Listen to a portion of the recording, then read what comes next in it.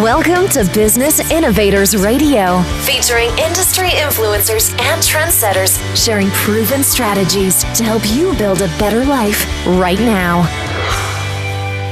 Hello and welcome to this episode of our show. This is your host, Keith Doherty.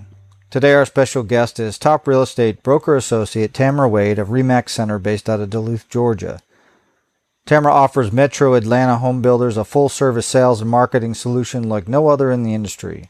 With more than 17 years of experience in real estate sales, she offers everything a builder needs to market and sell its homes without having to pay the overhead of an in-house sales team. She supervises over 50 communities and over 50 salespeople and staff. She is currently marketing new homes, communities for 10 of Georgia's top private builders. The total dollar volume of homes sold by Tamra and her team in 2015 was just over $136 million, with a total of 488 homes.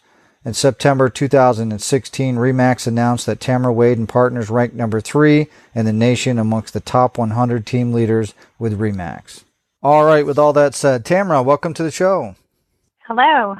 And Tamra, if we could start for our listeners, what led you into real estate? Was it something that you always knew you wanted to do, or did you maybe stumble into it? I actually stumbled into it in my early 20s and really didn't even know what I wanted to do at the time with my life, and happened to walk into a sales model as a builder. And at that time, just asked an agent on site if she would be looking for anybody to cover on her days off or if she needed any help. And she went ahead and brought me on as a hostess. And so that's kind of how it began for me. And can you talk a little bit about what personal attributes, traits, or qualities you think have most contributed to the success that you've had in real estate? I would go ahead and say that I'm a very driven and determined person. Failure's not an option, and when I get my eye on something, I want to do it to the best and the fullest that I can do. And basically, I am very humble and very appreciative of everybody that, I work with, from a customer client to somebody in my office to just any of the contractors or any support that I have. I'm always appreciative. I know it takes a team. And do you think you could give our listeners an example of when these traits have played a role in your path towards success? Yes. I guess, I could kind of start out by saying that when the downturn of the market took place, and I hate to talk about anything negative, but I think that's probably one of the ones that a lot of people experienced in this industry, or knew somebody who at that time, if they weren't in the industry, knew somebody that was affected by the downturn of the market. And so back like in 2007, 2008, kind of at that time, I was an on-site agent. I was not doing any kind of general real estate, and kind of saw the writing on the wall as the builders stopped building inventory homes and everything was kind of, dropping off. And at that point, I could have said, I'm done in this industry. At that time, I was still in like my early 30s. So a career change of any sort would absolutely have been possible, even if I had chosen to go back to school and try to do something. But I enjoy real estate so much that I was like, okay, I'm used to a certain income and a certain lifestyle, and so is my family. What am I going to do? So at that time, I went ahead and I left the on-site sales world and joined RE/MAX, where I came under the wing of a top producer in the office.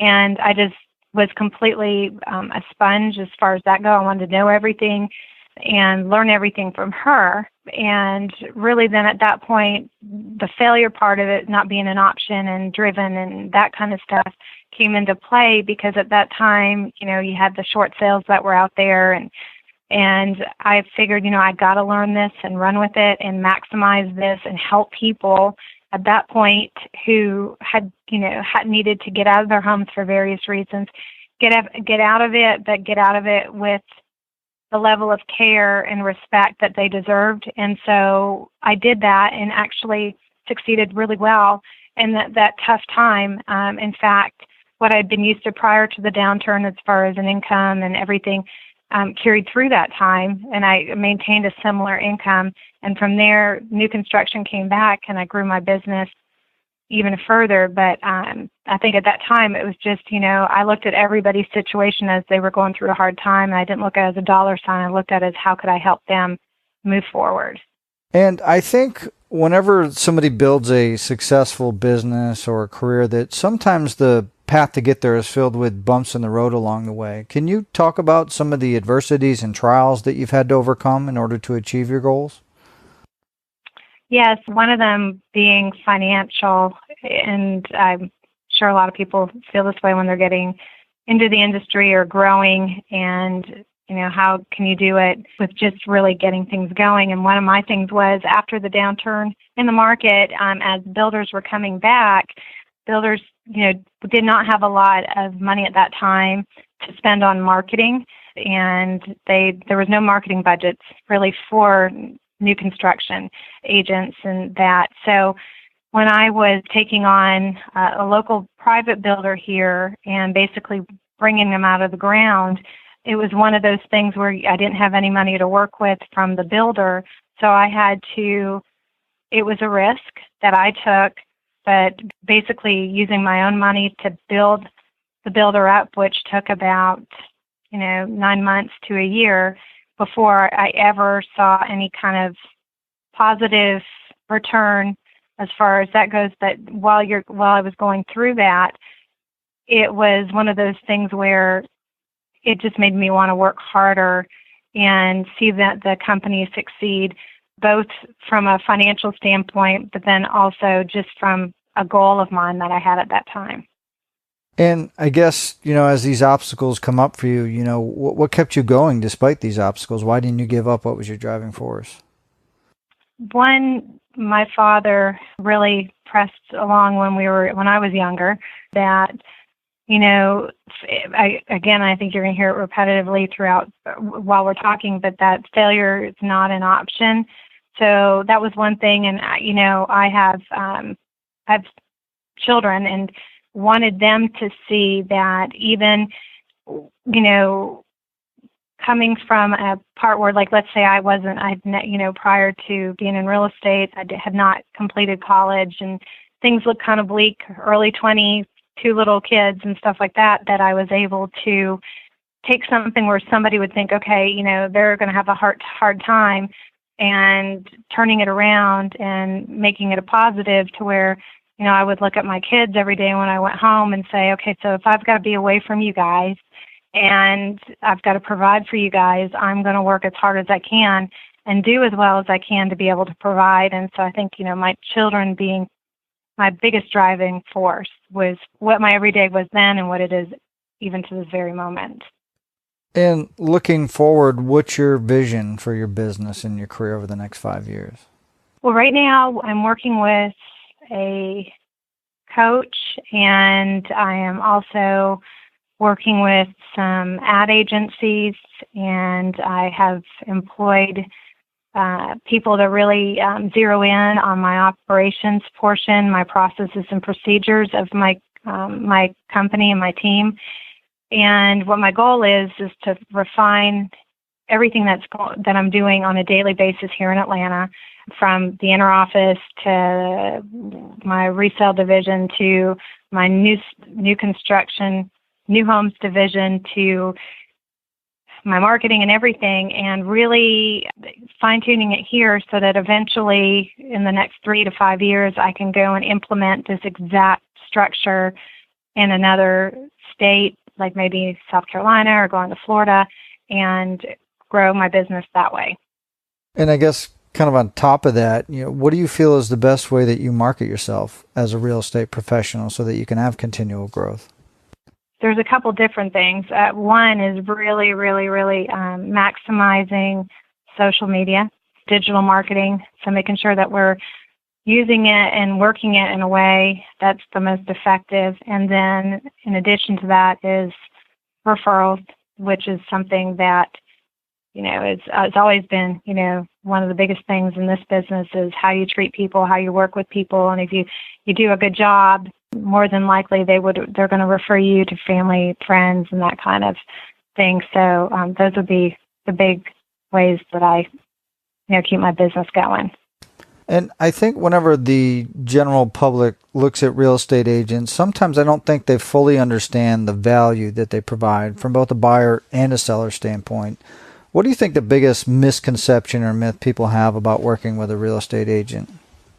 I hear a lot of times that the real estate agents, they get paid a lot of money just to basically open a door or find a home. And especially now and this era, people are finding their homes quite a bit, even just on their own on the internet. And they feel like, oh, well, we don't need an agent. We found the home, but they don't understand, or we need to kind of really educate them on the realtor's importance is not so much in locating the home. It's the process from the time that a contract is being put together until the closing, because there is a lot of moving parts and a lot of areas where, as a purchaser or even a seller, that they need to have the protection and the education on what they've signed and what they're purchasing, and making sure that they're getting the proper inspections and all that kind of stuff. So that's where the hard work comes in, and I think that's where the misconception for people is that there's really not a need for an agent, but there really is. And let's say you get a call from a family member or a friend, and they want to sell their home. Now, obviously, with your experience, and you could easily probably look up an agent and do a referral, but from a general advice standpoint, what advice would you give them about selecting an agent that could best serve their needs? What I would do is tell them that they need to ask questions, and the questions being, one, are they very familiar with the area that, like, a family member would be looking in? The other thing is, what is their process? What does the agent do? Is the agent going to walk them through every step of the purchase and lead them to the closing, and just understanding their process and how everything works? The other thing is going to be try to locate somebody who is a top producer in that area, because generally speaking, that means that person is driven, a hard worker. They have passion for what they do, and in return, that should carry over to working with them. And obviously, based out of the Duluth, Atlanta, Georgia area, and if somebody's looking for real estate services or an agent in that general area, what's the best way they can find out more information about you and how you can help them? Well, from various ways. One would be to call, which is my phone number, 678-859-8671. I have a website, which is www.tamrawadeandpartners.com. And also we have a Facebook page for Tamra Wade and Partners. So, any one of those three. Excellent. Well, Tamra, obviously we want to thank you for taking time out of your schedule to come here today and share all your professional real estate experience with our listeners. And if you're listening and you want to learn more about Tamra, obviously you can go to her site, you can give her a call. Also below this interview, we'll have a link to her site and any other contact information we have, so you can see how she can help you with your real estate needs. So with that said, everybody, until our next show, have a great day, and we'll talk to you soon. Thanks for listening to Business Innovators Radio. To hear all episodes featuring leading industry influencers and trendsetters, visit us online at businessinnovatorsradio.com today.